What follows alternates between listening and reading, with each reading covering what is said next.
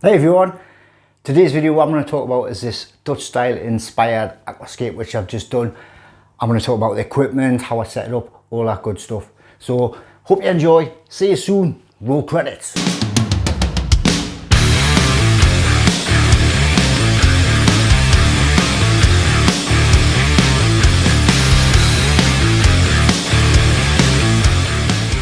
Hey, Geordie Scaper here and welcome to my adventures in aquascaping. Okay, as I said earlier, this video is all about this Dutch style inspired aquarium. I want to give a big shout out to Waterbox Aquariums for providing the actual tank, and also to Seachem who've provided a lot of the supplements and products for this particular setup. So thank you very much, Waterbox and Seachem. What I'll do with this video is I'll run through all the equipment I've used and how I set it up and maintenance, etc, etc. So hopefully it's a video you'll enjoy and get something from.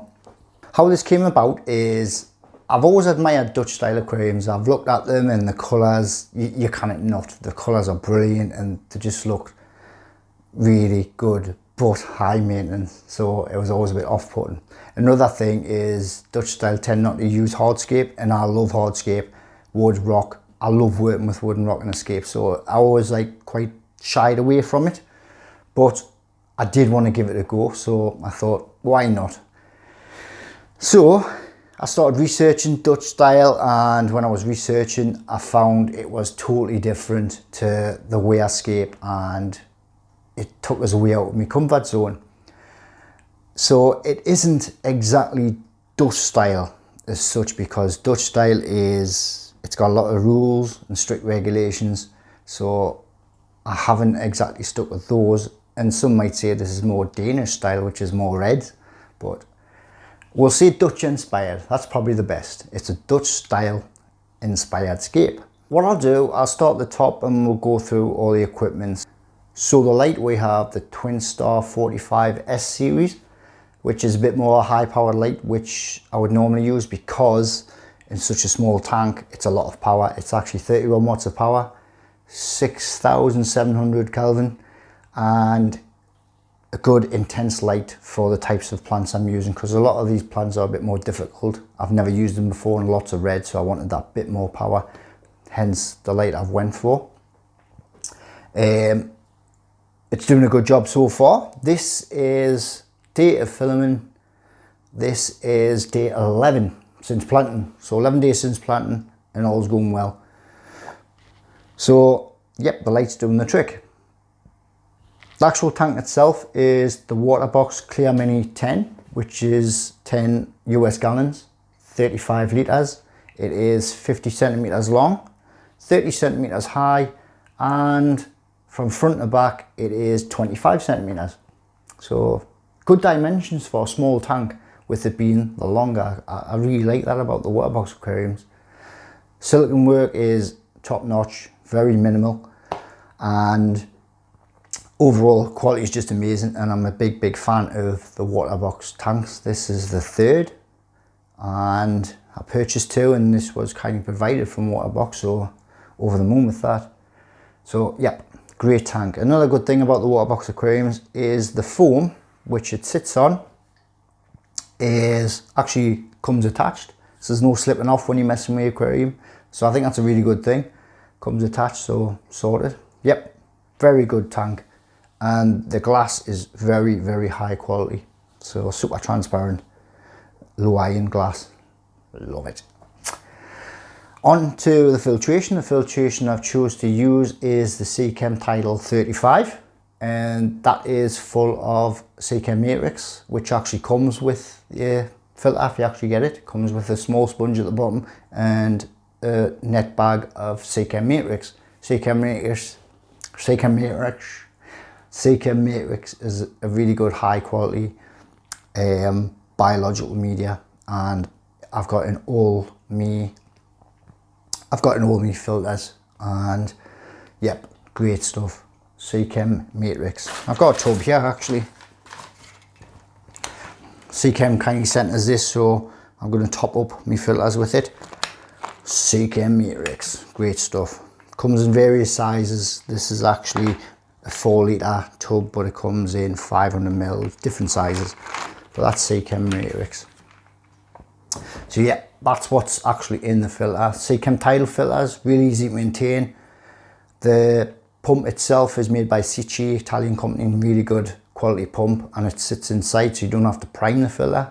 It's got a skimmer. If you drop the level low enough, it acts as a skimmer as well. It's adjustable.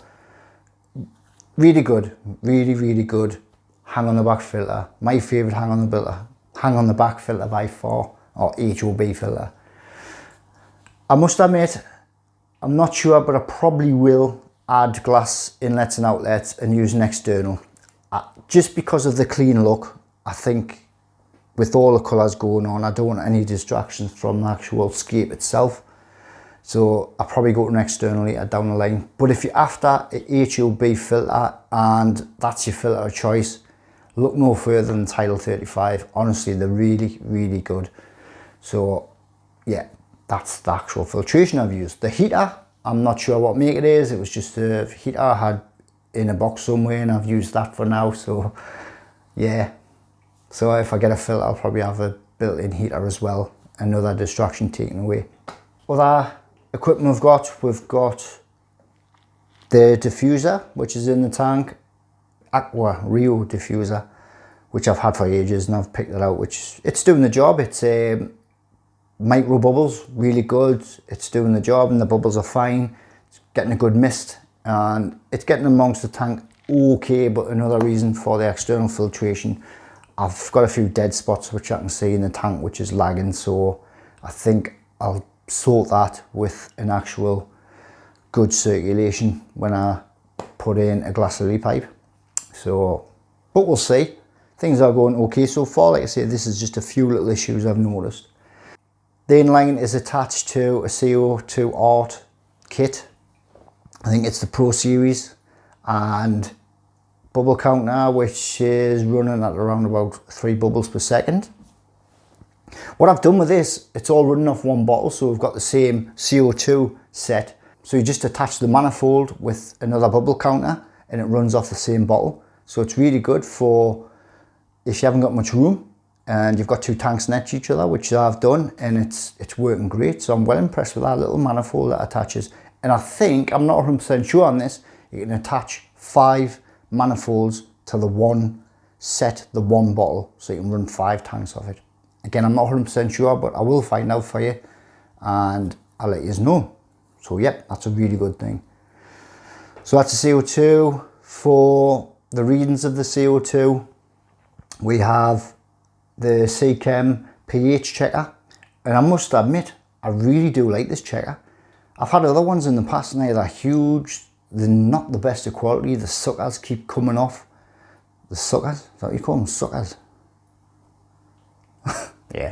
Yeah. Suction cups. Yeah. Come on, Mark, be professional.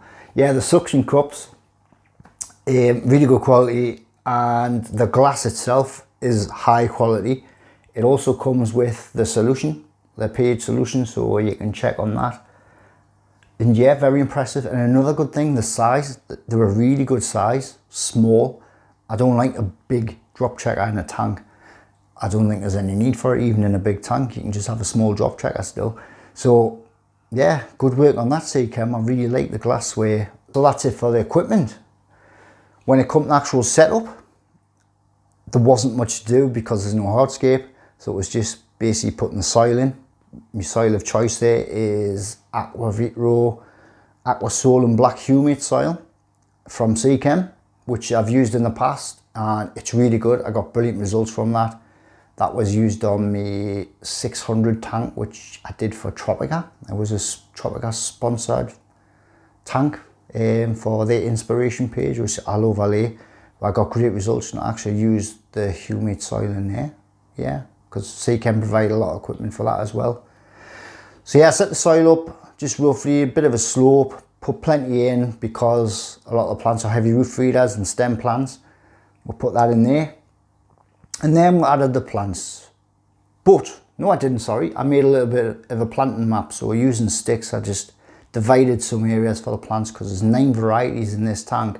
So I just give each its bit space. And doing research of a Dutch style tank, that's one thing I found which was totally different from the way I plant, Everything's just isolated, each plant. It's got its own group, separated by about 1 inch of soil. So it's got room to grow and they don't intermingle with each other. So everything's separate. So that was a bit of a challenge because I usually do the opposite. I love it when plants blend, like nature aquarium style. But for the Dutch style, you don't do that. So I had to fight myself not to do that, and I did. So there's about 1 inch gap between each plant, and they've all got their own groups, which hopefully you can see, and I've done okay with that.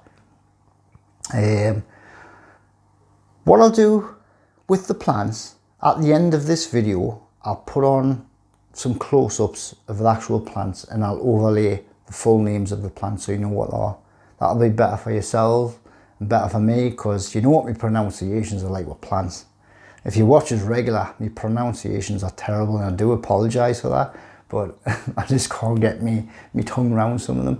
So it's probably best if I just overlay that for you, which I'll do. Okay, that's enough of that. So we planted it up, we filled the tank, got all the equipment going, and it all went trouble free. Everything was fine. And that was it. Got up the next day, checked everything. Everything was okay, temperature wise. Filter was still working. CO2 was reading the same levels. So it's roughly 3 bubbles per second I'm pumping in. And all seemed well. No plants uprooted, etc, etc.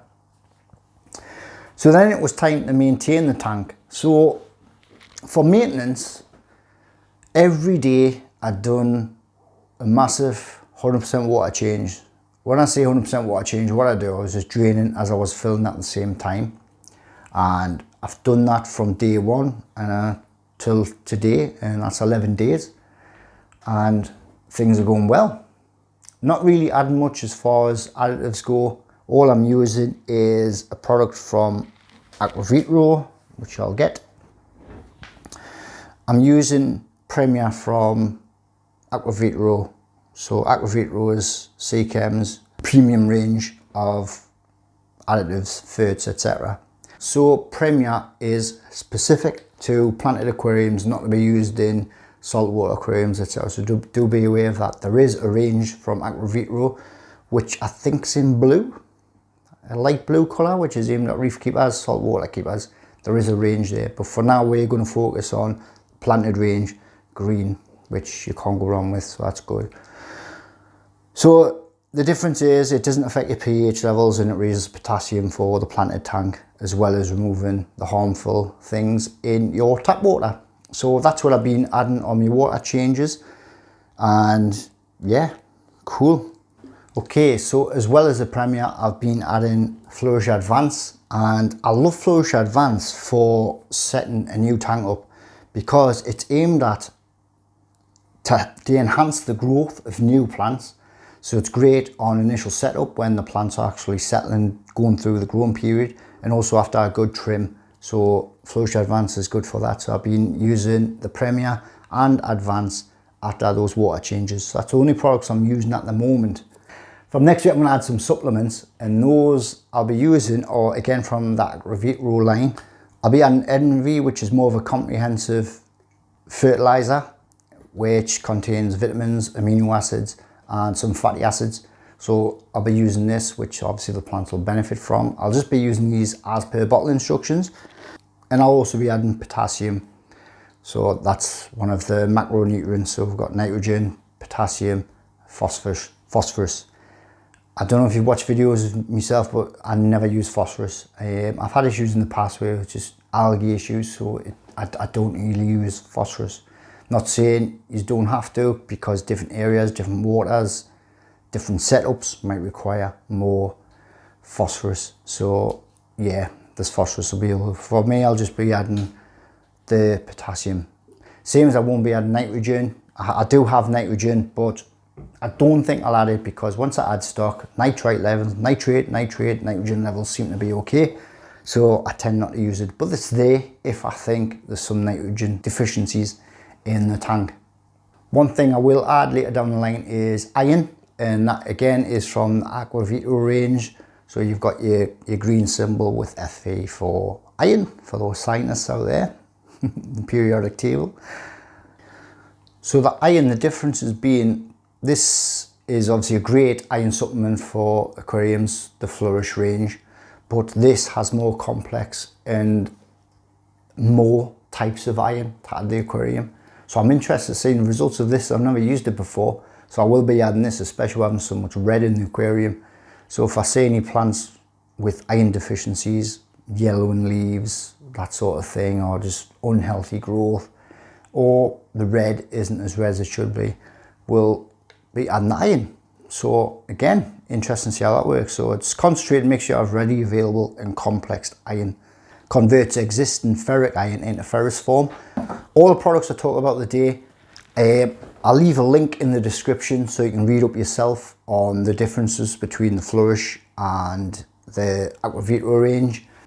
So yeah, if you follow that link, you'll get a lot more in-depth details of each particular product within the Aquavitro range, or you can do comparisons to the Flourish range. So that'll be in the description for you there. Also, I'll leave links to where you can purchase all the products I've talked about today. But the Aquavitro range is only available to buy in stores, to encourage the hobbyist to visit stores and purchase them in person to support local businesses, which is a great thing. So there's nothing like going in your store, mingling with other like-minded folk. That's really good of Seachem. Aquavitro, just remember that is only available to buy in stores, not online. Yeah, so that's what I have been dosing, and that's what I aim to dose. So at the minute I'm dosing Premier, which is a water conditioner plus raises potassium levels. I add Flourish Advanced, which is a great supplement for encouraging new growth in a newly planted tank or after a big trim.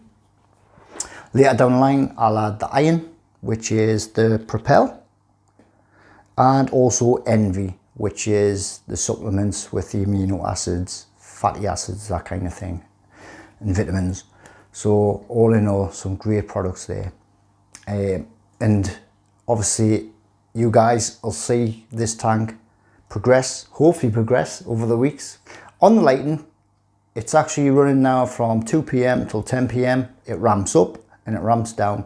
It peaks at 80%, and it's been running like that since day 1, now day 11, and no problem. So I'm not going to mess with that. I'm going to leave it as it is. I've never touched the CO2 levels, and I think that's a really good tip. Once you adjust levels, let them do the thing for a couple of days before making any adjustments. I wouldn't keep tweaking, because fluctuating CO2 levels and fluctuating light levels, it's just a nightmare for encouraging algae. So that's one of the best tips I can actually give you in this hobby, is don't keep messing with things. Same with your filter, don't keep opening your filter, cleaning stuff. Just let things sit for the first couple of weeks, don't mess with them. Even cleaning, you'll get away with not cleaning the glass of your tank for a couple of weeks. Just let the plants settle, root, let everything do its thing, but keep on top of your water changes, that's the main thing. When it does come to cleaning, I'm going to recommend a product here from Aquavitro, and honestly, I absolutely love these things. It was James at Horizon Aquatics. One day we were talking about cleaning tanks, and I'd been using different cleaners, different sponges, different cloths, that sort of thing. And he actually threw one of these pads at us. He says, try that, great. I see, I thought, well, it's a pad. And he went, try it honest, we'll see. And since that day, we use nothing but those. So it's Aquavitro pad, and they're absolutely brilliant. This is a pack of 4, and they're really good. They're thin. You can get in loads of little nooks and crannies. They remove everything, stubborn algae. Actually, it says on here, easily removes tenacious algae. I love that word, tenacious. Yeah, and it really does. So stubborn algae, it removes that. It removes the lime scale marks you get if you're in a more hard water area. Yeah, really good. So they can also be cut up. I'll open them up. Open it the old fashioned way with a teeth. It's just a simple square pad, firm. You can cut them up, cut it into 4, 2, whichever you want. And I use these all the time. I also use them at the shop when I'm doing the maintenance at Horizon Aquatics. They use nothing but these. We'll just boil them, stick them in some boiling water, and they're ready for use again. And they'll last for ages. So I would highly recommend these. They're brilliant, honestly. So pop in your local Seachem dealer. They'll probably have these pads. You'll not regret it. Really good products. Had to mention those because I really like them. Really like them. Can you tell? You can probably tell. Yeah, so maintenance, all I would do is give the glass a clean, make sure all the plants are good, especially from now because the plants are rooted, so I'm not too worried about upsetting anything. So for the first couple of weeks I haven't touched anything, but I will start removing any old growth, any dying leaves, anything that doesn't look right. I'll just remove it. And I've said in previous videos, I always do that whenever you've got a plant. If you see anything that's dying, not looking too well, you're best off just removing that, because the energy can go into growth, not repair. And that's the main thing, because a plant will always want to repair itself and it's draining itself of energy. So all the energy it's gaining from the light, the products, the fertilizer you're using, that'll go into repair, which you don't want. You might as well just get rid, and the repair will go into good, new, healthy growth. So there's another little tip for you. Yeah, so I'll just keep an eye on things. The first trim will come when most of the stems are nearly reaching the surface. That's when I'll start trimming. A big trim initially, and trying to just introduce some shaping to get the shape I'm after with a certain plant. And just keep an eye on things. Try not to mess too much with it. Keep on top of the water changes. Water changes will go to every other day now, and eventually I'll bring it down, so I'm just doing 1, 2 a week. I always try and do 2 a week, but if not, at least one water change a week. And they'll probably be about 60–70% when I do those water changes.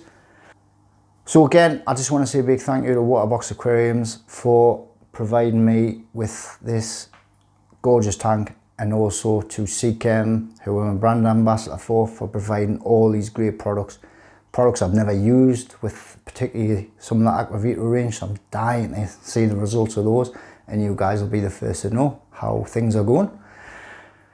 I also have an Instagram channel, so it's Aquascape on Instagram if you want to check that out. I post regularly on there daily, just pictures of the tanks, things like that. So if you're on Instagram, you can check that out. It's a bit more regular daily things there. And obviously the videos, I try and keep them weekly as much as I can. And I'll keep you updated on this scape as well as the other scapes. If you've got any questions, feel free to ask questions in the comments. If there's anything you would particularly like to see, the type of content you want to see, leave us a message, and that's a really good way for me to gauge what you guys want in videos. Because I do like to do cinematics. Do you want to see more cinematics? Do you want to see more step-by-steps, how-tos, product reviews, anything else? Leave us a comment, and you guys are the best guys to get feedback from, because you are the ones who watch my videos. And I really do appreciate you watching those videos, leaving the kind words, the kind comments. They really make me day when I see all those nice comments off you guys. So thank you so much for that. If you haven't subscribed already and you've enjoyed this video, hit that like button, give us a big thumbs up, helps us get found in the big world of YouTube. And subscribe, hit that notification bell if you want to be notified every time I upload a new video. Ding ding, you'll be notified, so hit that notification bell. So I think I've went on enough, so I'll leave you some left footage I promised you, so you can see the plants close up. As usual, thank you so much for watching, I really do appreciate it. So for now guys, thank you, see you later, bye.